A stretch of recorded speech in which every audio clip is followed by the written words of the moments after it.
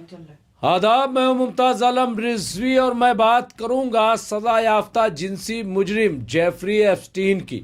जी हां, जिसने हंगामा कर दिया, उसकी फाइलों ने एक तूफान ला दिया है पूरी दुनिया में।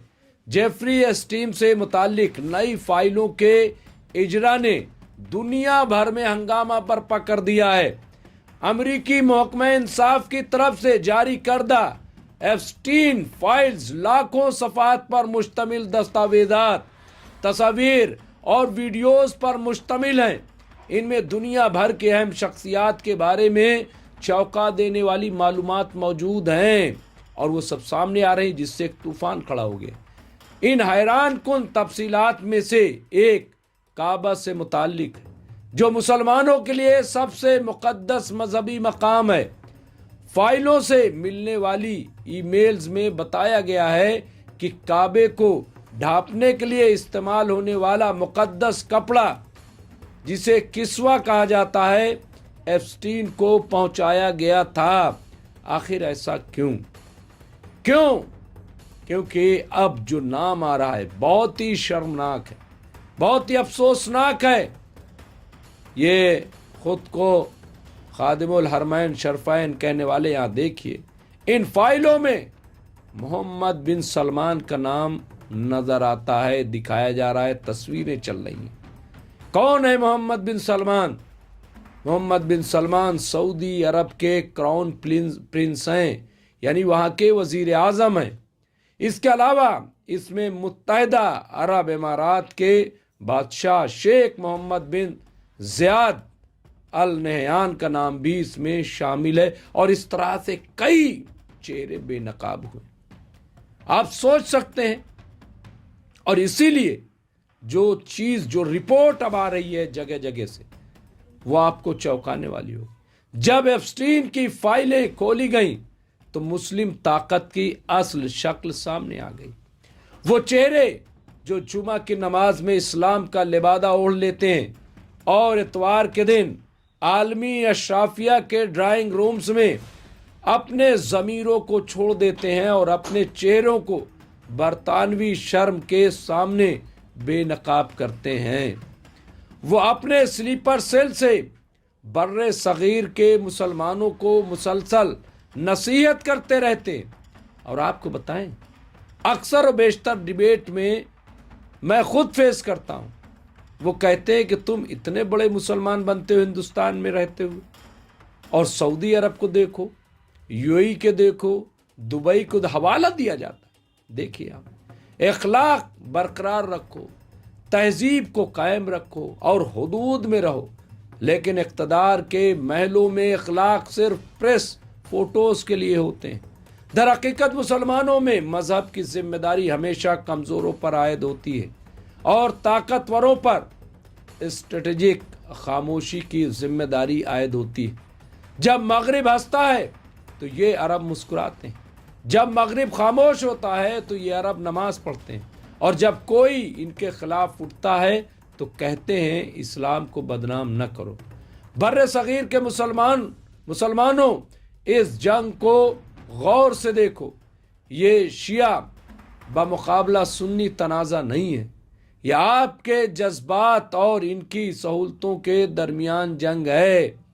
ये लोग लिख रहे हैं, हमारा मसला ये नहीं होना चाहिए कि किस फाइल में क्या है, बल्कि मसला ये नहीं होना चाहिए कि जब फिलिस्तीन पर बारूद की बारिश होती है तो इनके होंठ क्यों बंद हो जाते हैं, सवाल क्यों नहीं करते।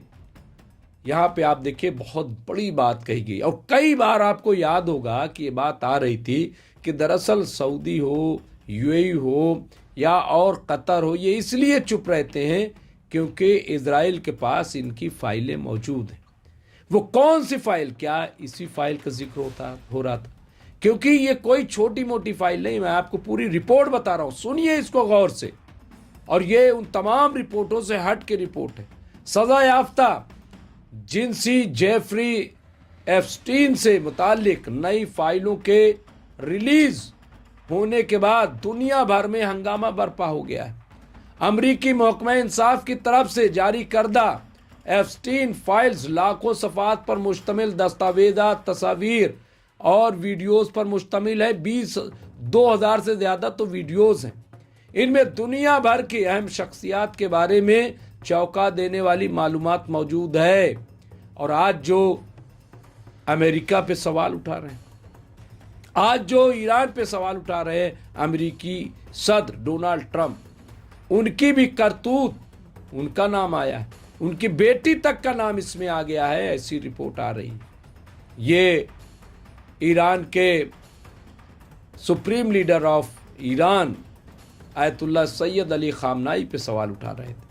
آپ دیکھیے کہ کتنا زور کا تماچا اللہ کی طرف سے ڈونلڈ ٹرمپ پر پڑا ہے۔ امریکی محکمہ انصاف نے یہاں پہ سزا یافتہ جنسی مجرم جیفری ایپسٹین سے متعلق دستاویز کی کئی قسطیں جاری کی ہیں، اور اب تو یہ خبر آ رہی کہ آخری قسط بھی جاری ہو گئی۔ یہ فائلیں بشمول تصاویر، ویڈیوز اور تفتیشی دستاویزات کا کانگریس کی جانب سے 19 دسمبر تک محکمہ رہائی کے لیے یعنی ریلیز کرنے کے لیے قانون سازی کی منظوری کے بعد بے صبری سے انتظار کیا جا رہا تھا کہ یہ فائلیں سامنے آئے اور دیکھا جائے کہ اس میں کیا کیا ہے۔ تاہم کچھ قانون سازوں نے محکمہ انصاف پر اپنی قانونی ذمہ داریوں کی خلاف ورزی کا الزام لگایا ہے، کیونکہ محکمے نے کہا ہے کہ وہ آخری تاریخ تک تمام دستاویزات جاری نہیں کر سکے گا۔ ڈپٹی اٹارنی جنرل ٹوڈ بلانچ نے کہا ہے کہ کئی لاکھ صفحات پر مشتمل دستاویزات کا ابھی بھی جائزہ لیا جا رہا ہے اور انہیں بھی ابھی تک عام نہیں کیا گیا ہے۔ اب تک جاری کی گئی ہزاروں فائلوں میں سے بہت سی کو بہت زیادہ ریئیکٹ کیا گیا ہے۔ اس نے تنقید کی ہے، جیسا کہ قانون کے تحت فائلوں کی ریلیز ہونا لازمی قرار دیا گیا ہے کہ فائلوں کو ریلیز کیا جائے۔ صرف ایپسٹین کے متاثرین کی شناخت اور فعال مجرمانہ تحقیقات کے تحت کسی بھی معلومات کو درست کیا جا سکتا ہے۔ ڈی کلاسیفائڈ فائلوں میں بہت سے معروف نام اور چہرے شامل ہیں۔ فائلوں میں نام یا تصاویر کی موجودگی کسی جرم کا اشارہ نہیں ہے، اور فائلوں میں شناخت کیے گئے بہت سے لوگوں یا ایپسٹین سے متعلق پہلے جاری کردہ معلومات نے واضح طور پر کسی بھی غلط کام سے انکار کیا ہے۔ محکمہ انصاف کی جانب سے اب تک جاری کردہ معلومات پر ایک نظر یہ بھی ہے۔ تو یہاں پہ آپ دیکھیے پوری تصویر یہاں پہ سامنے آ رہی ہے، اور سب آپ جانتے ہیں کہ ہنگامہ مچا ہوا ہے۔ ہندوستان میں بھی ہندوستان کے وزیر اعظم نریندر مودی کا جب سے نام اس میں جڑ گیا ہے تو اپوزیشن نے ایک ہنگامہ کھڑا کر دیا ہے۔ یہاں بھی سوشل میڈیا پہ ہر طرح سے پی ایم مودی کو دکھایا جا رہا ہے، کہا جا رہا ہے اس میں انل امبانی کا نام بھی شامل ہے۔ وہ میل بھی اب چلائی جا رہی ہے۔